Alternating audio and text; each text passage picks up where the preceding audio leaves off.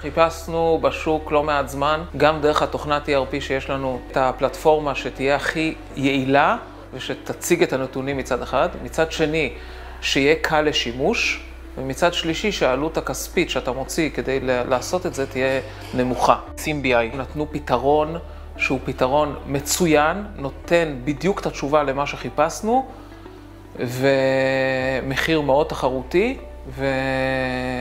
ובצורה פשוטה ויעילה להפעלה. שלום, קוראים לי שימי ניומן, מנכ"ל החברה הכלכלית של מועצה אזורית מטה בנימין.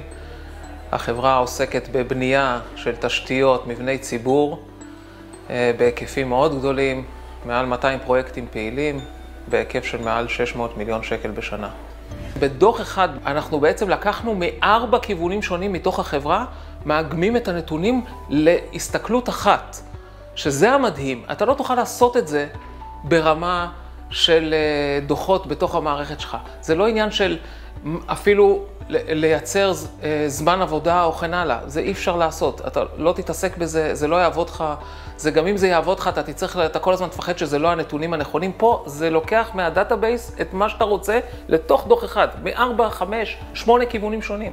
התוכנה היא מאוד ידידותית, תהליך ההטמעה היה מאוד קצר כי הבינו בחברה את הצרכים שלנו. אני חושב שאחד הדברים הקשים בחברות כאלה, שעד שמבינים אותך לוקח זמן, אבל פה זה היה כאילו כמו יותר מהר ממה שאני הבנתי את עצמי.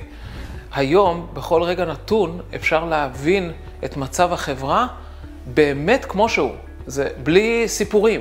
זה לוקח את הנתונים ישירות מהדאטאבייס שלי, מרענן אותם כל רבע שעה או כל כמה זמן שהגדרנו רבע שעה, אבל הוא מרענן את הנתונים כל רבע שעה. אני לא יודע מה הולך לצאת היום בדוח אם אני אפתח אותו, אבל אני יודע שזה נתוני אמת שנלקחים מתוך החברה. ועכשיו, כשהתוכנה כבר פעילה ועובדת, כשאנחנו עולים על בעיות, הן באמת בעיות, הן לא בעיות בתוכנה של הדוחות BI, הן בעיות אצלנו שאנחנו צריכים לפתור אותן, ולהבין למה זה משתקף ככה בדוחות BI. אני באופן אישי מאוד ממליץ על SimBI. אני חושב שזה נותן למנהל בחברה את השקט הנפשי, שהוא רואה נתוני אמת, שהנתונים מוצגים בצורה תמציתית, ושהם מתעדכנים כל הזמן. וזה נותן לך כלי עבודה נכון בתוך החברה.